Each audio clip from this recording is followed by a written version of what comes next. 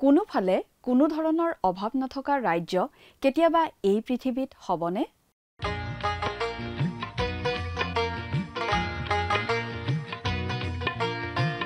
আজিৰে পবিত্ৰ ক্ষণতে উজলি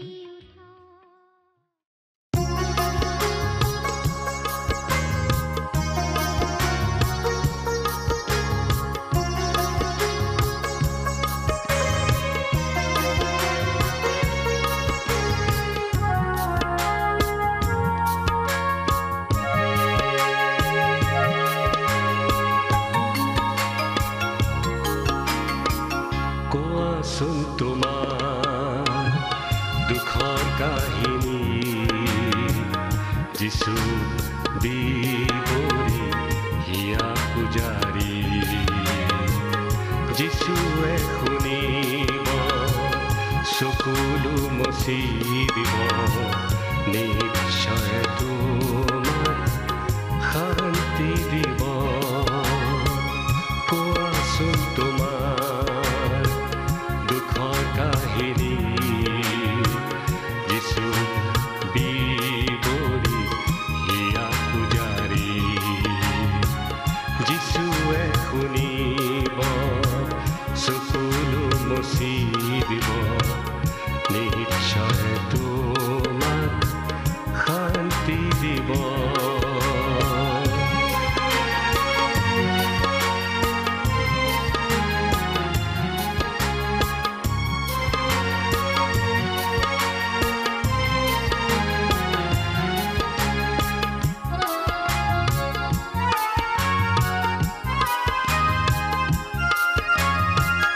অস্থিৰ মনে তোমাৰ বিশ্ৰাম পাব ভাৰাক্ৰান্ত জনে জিৰণি পাব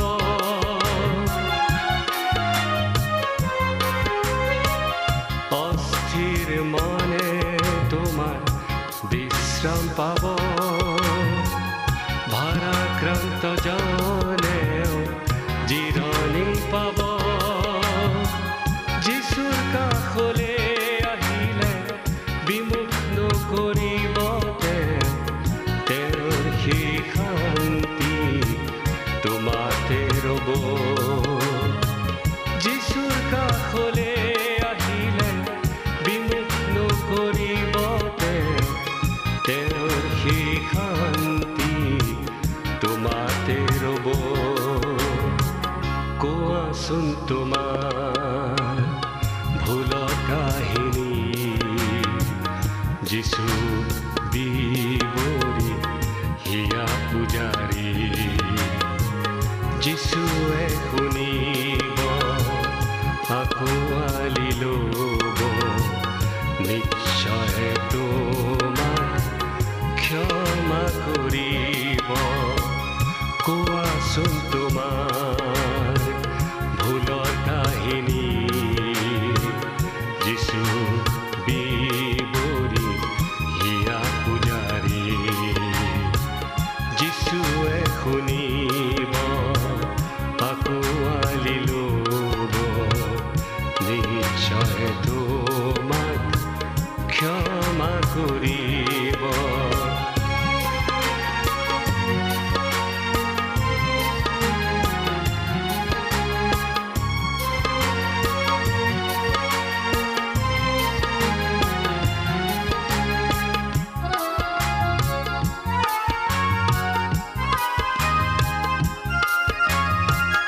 অস্থিৰ মনে তোমাৰ বিশ্ৰাম পাব ভাৰাক্ৰান্ত জনে জিৰণি পাব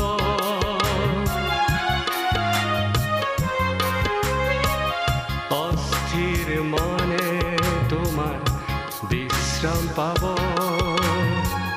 ভাৰাক্ৰান্ত জনে জিৰণি পাব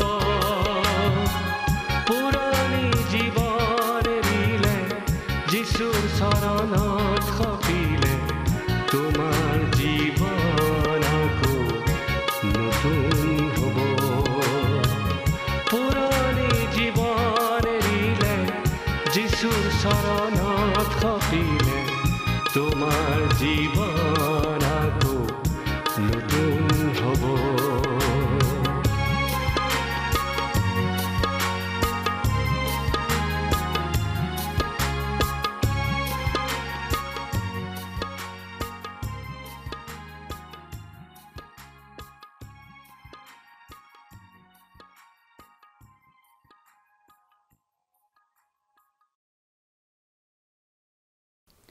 নমস্কাৰ, আমাৰ ভক্তিবচন অনুষ্ঠানলৈ আপোনাক স্বাগতম জনাইছোঁ।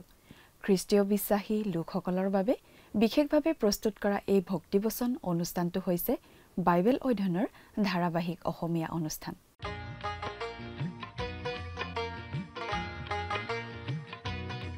প্ৰিয় দৰ্শক, আপুনি যদি আমাৰ আগৰ অনুষ্ঠানটো শুনিছিল তেনেহ'লে আপোনাৰ নিশ্চয় মনত আছে যে আমি এতিয়া বাইবেলৰ পুৰণি নিয়ম খণ্ডৰ জখৰীয়া ভাৱবাদীৰ পুস্তক নামৰ পুস্তকখনৰ অধ্যয়ন কৰি আছোঁ। যোৱা অনুষ্ঠানত আমি এই জখৰীয়া ভাৱবাদীৰ পুস্তকখনৰ 9 নম্বৰ অধ্যায়ৰ 9 নম্বৰ পদৰ পৰা পঢ়ি তাৰ ভিত্তিত আগবঢ়োৱা আলোচনা আমি শুনিবলৈ পালোঁ।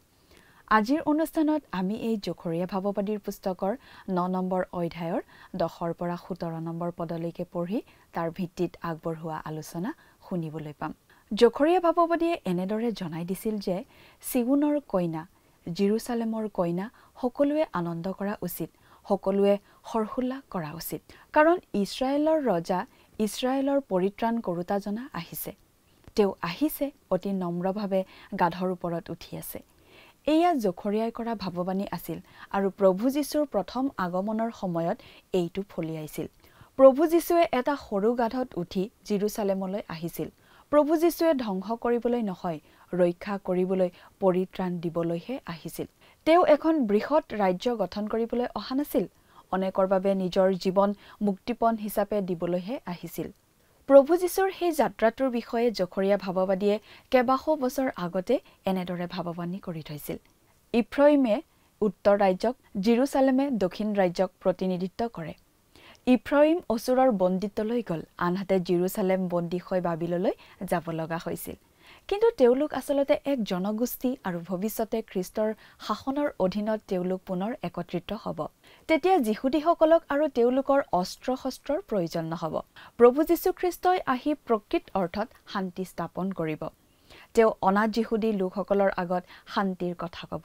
পৃথিৱীত শান্তি স্থাপন কৰিবলৈ মানুহে সদায় প্ৰচেষ্টা চলাই আহিছে, কিন্তু কোনোৱে স্বীকাৰ কৰিবলৈ ইচ্ছুক নহয় যে পৃথিৱীলৈ শান্তি আনিবলৈ মানুহ আজিও সক্ষম নহয়। কিন্তু প্ৰভু যীশুখ্ৰীষ্ট যেতিয়া পুনৰ আহিব তেতিয়া তেওঁ বিশ্বৰ শান্তি আনিব। আজি আমাৰ সমগ্ৰ বিশ্বতে সহস্ৰ সৈনিক আছে আৰু দ্বিতীয় বিশ্বযুদ্ধৰ পিছত আমি কেইবাখনো ভয়ংকৰ যুদ্ধ দেখিছোঁ। যুদ্ধ চলিয়ে থাকে পৃথিৱীখনত, কিন্তু যুদ্ধৰ দ্বাৰা পৃথিৱীলৈ শান্তি অহা নাই। প্ৰভু যীশুখ্ৰীষ্টই অধাৰ্মিকতাক তললৈ নমাই শান্তি আনিব। তেওঁ এই পৃথিৱীলৈ পুনৰ আহি তেওঁৰ শাসন প্ৰতিষ্ঠা কৰিব আৰু শান্তি আনিব। প্ৰিয় দৰ্শক, কথাবোৰ অধিক বহলাই চাবলৈ আহকচোন এতিয়া আমি মূল আলোচনাটোৰ মাজলৈ আগুৱাই যাওঁ। আমাৰ মহান ত্ৰাণকৰ্তা প্ৰভু যীশুখ্ৰীষ্টৰ নামত নমস্কাৰ। প্ৰিয় শ্ৰোতা, আমি আজি কিছুদিনৰ পৰা বাইবেলৰ পুৰণি নিয়ম খণ্ডৰ জখৰীয়া ভাৱবাদীৰ পুস্তকখন অধ্যয়ন কৰি আছোঁ, নহয় জানো? আমি যোৱা অনুষ্ঠানত এই জখৰীয়া ভাৱবাদীৰ পুস্তকৰ 9 নম্বৰ অধ্যায়ৰ 9 নম্বৰ পদটোৰ ওপৰতে আলোচনা চলালোঁ। এই পদটোত প্ৰভু যীশুৰ জেৰুচালেম প্ৰৱেশৰ কথা কোৱা হৈছে। আমি এই বিষয়ে আলোচনা কৰিছিলোঁ যে প্ৰভু যীশুৱে প্ৰথমবাৰ জেৰুচালেমত প্ৰৱেশ কৰিছিল নম্ৰভাৱে, কিন্তু তেওঁ দ্বিতীয়বাৰ আহিব ৰজা হিচাপে শাসন কৰিবলৈ। তেওঁ আহিব এই পৃথিৱীত শান্তি আনিবলৈ। এতিয়া আমি বাইবেলৰ পৰা পাঠ কৰি দিব খুজিছোঁ। আপোনাৰ বাইবেলখন মেলি লৈছেনে বাৰু? জখৰীয়া 9 নম্বৰ অধ্যায় 10 নম্বৰ পদ পাঠ কৰি দিছোঁ। মই ইফ্ৰাইমৰ পৰা ৰথ আৰু জেৰুচালেমৰ পৰা ঘোঁৰা উচ্ছন্ন কৰিম আৰু যুঁজ ধনু ভঙা হ'ব। তেওঁ জাতিবিলাকক শান্তিৰ কথা ক'ব। তেওঁৰ ৰাজ্য সমুদ্ৰৰ পৰা সমুদ্ৰলৈকে আৰু নদীখনৰ পৰা পৃথিৱীৰ অন্তলৈকে হ'ব। ইফ্ৰাইমে আচলতে ইছৰাইলৰ উত্তৰ ভাগ অৰ্থাৎ ইছৰাইল ৰাজ্যক বুজায়। আমি ইতিমধ্যে আলোচনা কৰি আহিছোঁ যে ইছৰাইল ৰাজ্যখন দুভাগত বিভক্ত হৈছিল। উত্তৰৰ ভাগক কোৱা হৈছিল ইছৰাইল ৰাজ্য আৰু দক্ষিণৰ ৰাজ্যখনক বোলা হৈছিল জিহুদা ৰাজ্য। ইয়াত জেৰুচালেমে বুজাইছে দক্ষিণৰ ৰাজ্য অৰ্থাৎ জিহুদা ৰাজ্য। এখন ৰাজ্য বন্দী হৈ গৈছিল অচুৰীয়াবিলাকৰ হাতত আৰু আনখন ৰাজ্য বন্দী হৈ গৈছিল বাবিলনীয়াবিলাকৰ হাতত। কিন্তু তেওঁলোক দুখন ৰাজ্যত বিভক্ত হৈ দুখন ৰাজ্যলৈ বন্দী হৈ গৈছিল যদিও তেওঁলোক আচলতে একেটাই জাতি। আৰু খ্ৰীষ্টৰ 1000 বছৰীয়া শাসনৰ সময়ত তেওঁলোক আকৌ একগোট হ'ব। মই ইফ্ৰইমৰ পৰা ৰথ আৰু জেৰুচালেমৰ পৰা ঘোঁৰা উচ্ছন্ন কৰিম আৰু যুঁজ ধনু ভঙা হ'ব। এইবোৰে যুদ্ধবিগ্ৰহৰ সকলো আহিলা বুজাইছে। তেওঁলোকক আকৌ এই বস্তুবোৰৰ প্ৰয়োজন নহ'ব, কাৰণ তেতিয়া আৰু যুদ্ধবিগ্ৰহ নহ'ব। তেওঁ জাতিবিলাকক শান্তিৰ কথা ক'ব। প্ৰিয় শ্ৰোতা, প্ৰভু যীশুৰ দ্বিতীয় আগমন নঘটালৈকে এই পৃথিৱীত স্থায়ী শান্তি স্থাপন হ'ব নোৱাৰে। প্ৰভু যীশু এই পৃথিৱীলৈ আহিব শান্তিৰাজ প্ৰতিষ্ঠা কৰিবলৈ। যেতিয়া কোনো নেতাই আমাৰ মাজলৈ শান্তি আনি দিম বুলি কয়, তেতিয়া আমি সম্পূৰ্ণৰূপে কোনেও কেতিয়াও বিশ্বাস নকৰোঁ। কাৰণ ইমান দিনৰ অভিজ্ঞতাৰ পৰা আমি এই কথাই জানো যে এই পৃথিৱীত কোনো মানুহেই প্ৰকৃত শান্তি প্ৰতিষ্ঠা কৰিব নোৱাৰে। প্ৰভু যীশু আকৌ আহিব আৰু তেওঁৰ ন্যায় শাসন প্ৰতিষ্ঠা কৰিবহি, শান্তি স্থাপন কৰিবহি।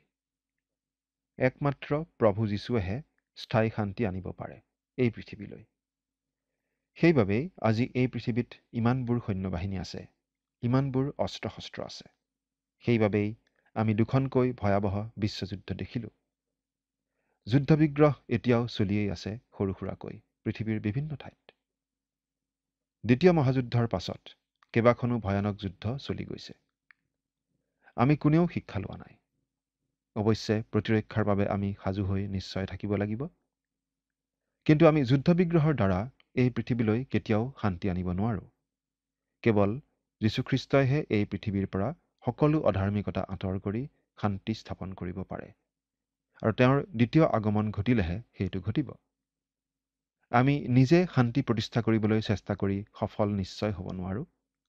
অৱশ্যে আমি এই মন্দ নিষ্ঠুৰ পৃথিৱীখনত জীয়াই থাকিবলৈ হ'লে নিজক বচাই ৰাখিবলৈ নিজৰ প্ৰতিৰক্ষাৰ বাবে সাজু হৈ থাকিবই লাগিব। আমি বিভিন্ন দেশসমূহৰ মাজৰ ভ্ৰাতৃত্ববোধৰ কথা কওঁ, কিন্তু সেইটো সম্ভৱ নহয়। একমাত্ৰ যীশুখ্ৰীষ্টতহে ভ্ৰাতৃত্ববোধ সম্ভৱপৰ হ'ব পাৰে।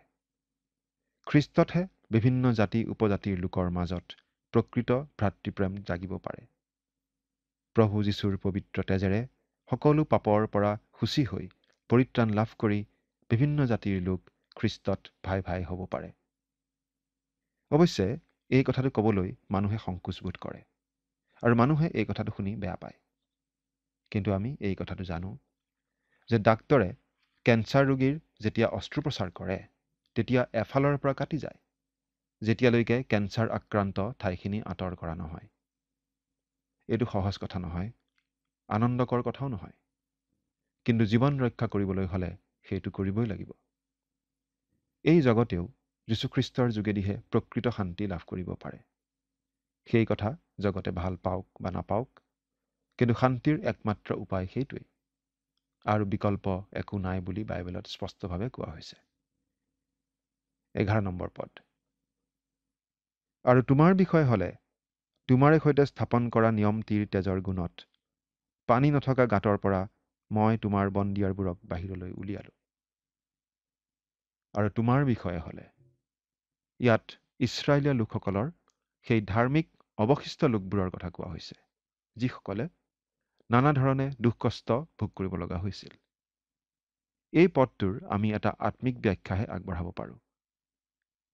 মানৱ জাতিৰ মুক্তিৰ একমাত্ৰ উপায় হৈছে নিয়মৰ তেজ, আৰু সেই নিয়মৰ তেজ মানে হৈছে নতুন নিয়মৰ তেজ, অৰ্থাৎ প্ৰভু যীশুখ্ৰীষ্টৰ তেজ।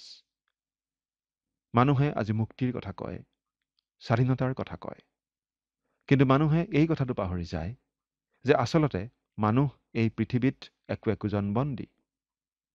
মানুহক পাপৰ ওচৰত বিক্ৰী কৰি থোৱা আছে। মানুহ পাপৰ দাস, বন্দী। আজি ইমানবোৰ মুক্তি স্বাধীনতাৰ কথা চলি থকাৰ সময়তে আমি অজস্ৰ লোকৰ বিষয়ে শুনিবলৈ পাওঁ, যিসকল আগতে ড্ৰাগ সেৱক আছিল, কিন্তু এতিয়া সেই বেয়া অভ্যাসৰ পৰা মুক্তি পাইছে। কেনেকৈ বাৰু?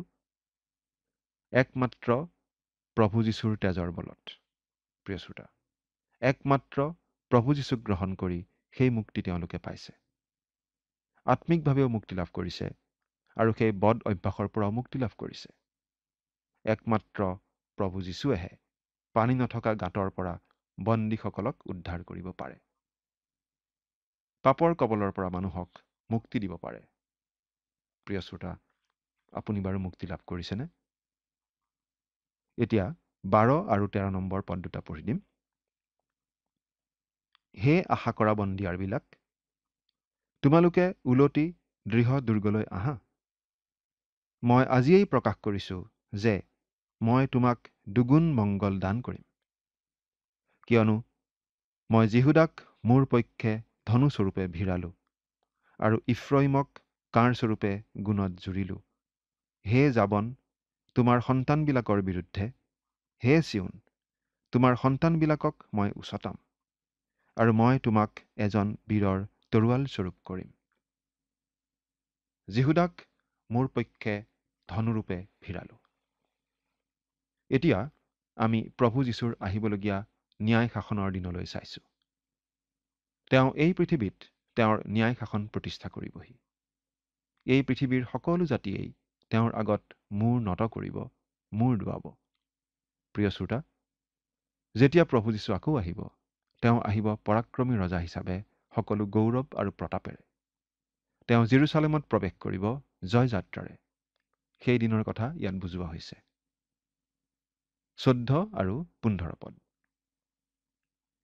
জিহুৱাই তেওঁবিলাকৰ ওপৰত দেখা দিব আৰু তেওঁৰ বাণ বিজুলীৰ নিচিনাকৈ ওলাব। প্ৰভু জিহুৱাই শিঙা বজাব আৰু দক্ষিণ অঞ্চলৰ বামাৰলী বায়ুস্বৰূপ ৰথত গমন কৰিব। বাহিনীবিলাকৰ জিহুৱা তেওঁবিলাকৰ ঢালস্বৰূপ হ'ব। তাতে তেওঁবিলাকে শত্ৰুৰ মঙহ খাব আৰু ফিঙাৰ শিলস্বৰূপে সিহঁতক ভৰিৰ তলত গচকিব। তেওঁবিলাকে সিহঁতৰ তেজ পান কৰিব আৰু দ্ৰাক্ষাৰস পান কৰি গোলমাল কৰাৰ দৰে গোলমাল কৰিব আৰু তেজ ৰখা পাত্ৰৰ নিচিনাকৈ তেওঁবিলাক তেজেৰে পূৰ হ'ব আৰু যজ্ঞবেদীৰ চাৰিচুকৰ নিচিনা হ'ব। এই সকলোবোৰ ঘটিব প্ৰভু যীশুৰ দ্বিতীয় আগমন নঘটা পৰ্যন্ত। মানুহে নিজৰ শক্তিৰে, নিজৰ প্ৰচেষ্টাৰে এই পৃথিৱীত সেই শান্তিৰ দিন আনিব নোৱাৰে। আমি সেই কথা সদায় মনত ৰখা উচিত। অৱশ্যে তাৰ মানে আমি যে শান্তিৰ বাবে চিন্তা নকৰিম এনে নহয়। আমি শান্তিৰ হকে মাত নিশ্চয় মাতিম, কিন্তু প্ৰকৃত স্থায়ী শান্তি যে কোনো মানুহেই আনিব নোৱাৰে, একমাত্ৰ খ্ৰীষ্টইহে আনিব সেই শান্তি, সেই কথা আমি মনত ৰাখিম। 16 নম্বৰ পদটো পঢ়ি দিছোঁ। আৰু সেইদিনা তেওঁবিলাকৰ ঈশ্বৰ জিহুৱাই নিজৰ ভেড়াৰ জাকস্বৰূপ প্ৰজা বুলি তেওঁবিলাকক উদ্ধাৰ কৰিব, কিয়নো তেওঁবিলাক তেওঁৰ দেশৰ ওপৰত জকমকোৱা এটি কিৰীটিৰ মণিমুকুটাস্বৰূপ হ'ব। সেইদিনা বুলি জখৰীয়া ভাৱবাদীয়ে 12 নম্বৰ অধ্যায়ত কেইবাবাৰ উল্লেখ কৰিব। সেইদিনা মানে প্ৰভুৰ দিন। এই পৃথিৱীৰ পৰা খ্ৰীষ্টীয় বিশ্বাসী লোকসকলক এদিন উঠাই লৈ যোৱা হ'ব। প্ৰভু যীশুৱে গুপুতে সেই কাম কৰিব। এনেদৰে পৃথিৱীৰ পৰা খ্ৰীষ্টীয় বিশ্বাসীসকলক তুলি নিয়াৰ পাছতেই আৰম্ভ হ'ব সেই দিন, প্ৰভুৰ দিন। তেতিয়া পৃথিৱীত আৰম্ভ হ'ব মহাক্লেশ। এই মহাক্লেশ চলিব 7 বছৰ কাল ধৰি আৰু প্ৰভু যীশু প্ৰবল প্ৰতাপেৰে এই পৃথিৱীত তেওঁৰ ন্যায় শাসন প্ৰতিষ্ঠা কৰিবলৈ অহাৰ লগে লগে সেই মহাক্লেশৰ অন্ত পৰিব। আৰু তাৰ পাছত এই পৃথিৱীত আৰম্ভ হ'ব খ্ৰীষ্টৰ 1000 বছৰীয়া ন্যায় শাসন, শান্তিৰ শাসন, ধাৰ্মিকতাৰ শাসন, সত্যৰ শাসন। তেওঁবিলাক তেওঁৰ দেশৰ ওপৰত জকমকোৱা এটি কিৰীটিৰ মণিমুকুটাস্বৰূপ হ'ব, অৰ্থাৎ মুকুটৰ চিকমিকোৱা বাখৰ যেন হ'ব। মলাখী ভাৱবাদীয়ে এইদৰে কৈছে যে প্ৰভু যীশুৱে সেইদিনা তেওঁৰ মুকুটা বা বাখৰ বনাব। আমি বাইবেলৰ পৰা পঢ়ি দিছোঁ। সেই কালত জিহুৱাক ভয় কৰোতাবিলাকে ইজনে সিজনে কথা বাৰ্তা হ'ল আৰু জিহুৱাই কাণ পাতি তাক শুনিলে আৰু জিহুৱাক ভয় কৰোঁতাবিলাকৰ আৰু তেওঁৰ নাম ধ্যান কৰোঁতাবিলাকৰ অৰ্থে তেওঁৰ আগত এখন স্মৰণাৰ্থক পুথি লিখা হ'ল। বাহিনীবিলাকৰ জিহুৱাই কৈছে, তেওঁবিলাক মোৰ হ'ব, মই কাৰ্য কৰিবৰ দিনা তেওঁবিলাক মোৰ বিশেষ সম্পত্তি হ'ব। কোনো মানুহে নিজৰ পৰিচৰ্যা কৰা নিজ পুতেকক মৰম কৰা দি মই তেওঁবিলাকক মৰম কৰিম। মলাখী 3 অধ্যায় 16 আৰু 17 পদ।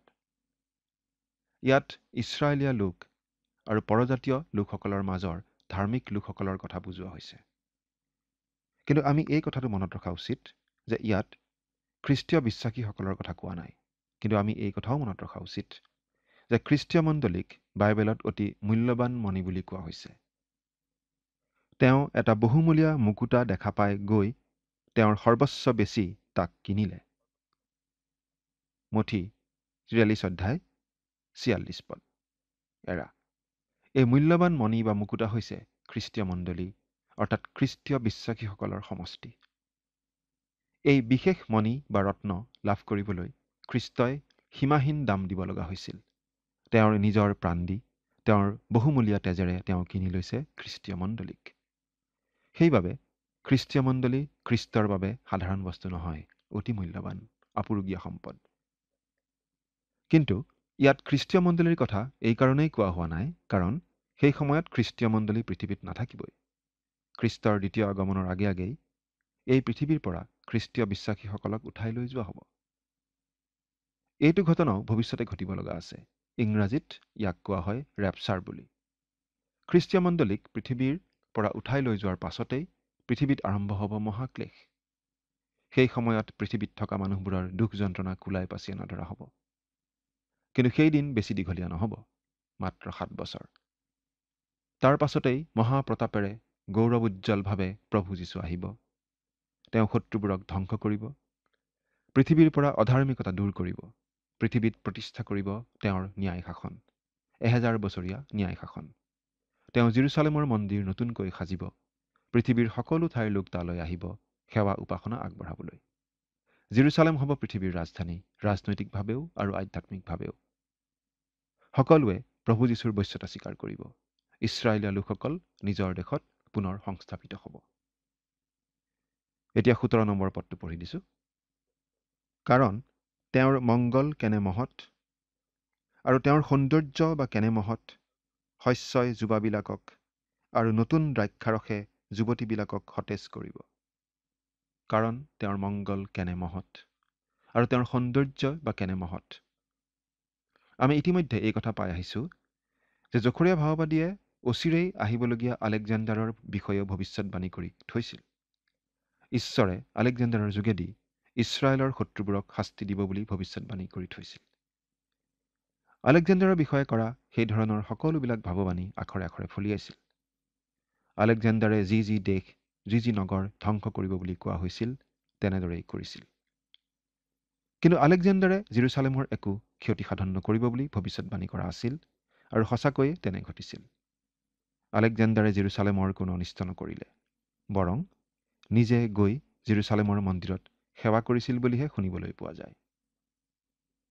কিন্তু এই কথা আমি সকলোৱে জানো যে আলেকজেণ্ডাৰ প্ৰবল প্ৰতাপী সেনানায়ক হ'লেও তেওঁ আছিল নিষ্ঠুৰ, নিৰ্দয়, ভয়াৱহ লোক, অতি গৰ্বী, অহংকাৰী লোক।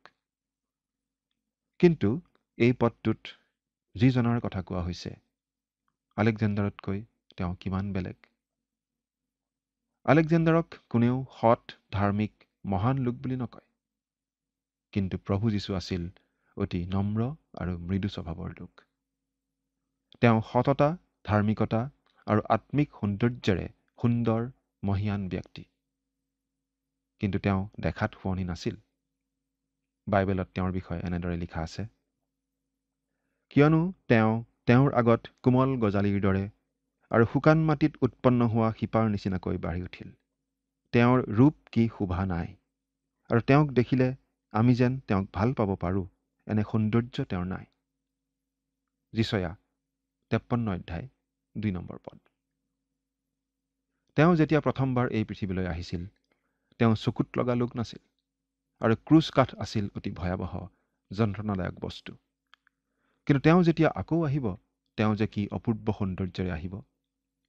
আমি আমাৰ সময়ৰ ধুনীয়া লোকৰ কথা কওঁ, কিন্তু প্ৰকৃত সৌন্দৰ্য তেওঁতহে জগতে দেখা পাব।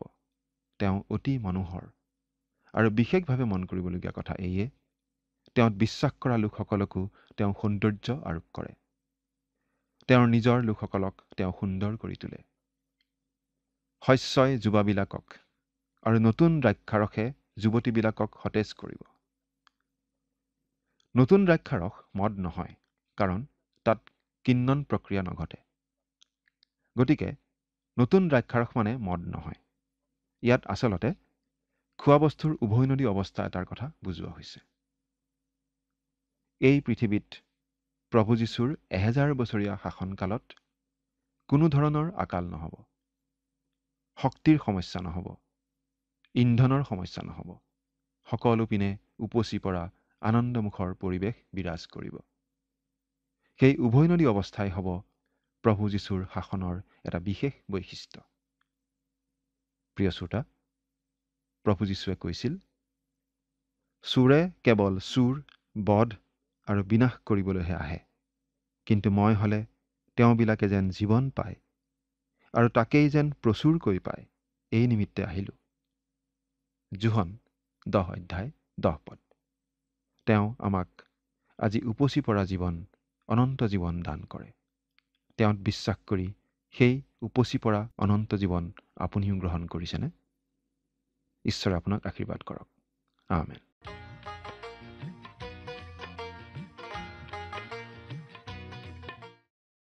ভৱিষ্যতে আহিবলগীয়া প্ৰভু যীশুৰ বিষয়ে কোৱা হৈছে, তেওঁৰ মংগল কেনে মহৎ, তেওঁৰ সৌন্দৰ্য বা কেনে মহৎ।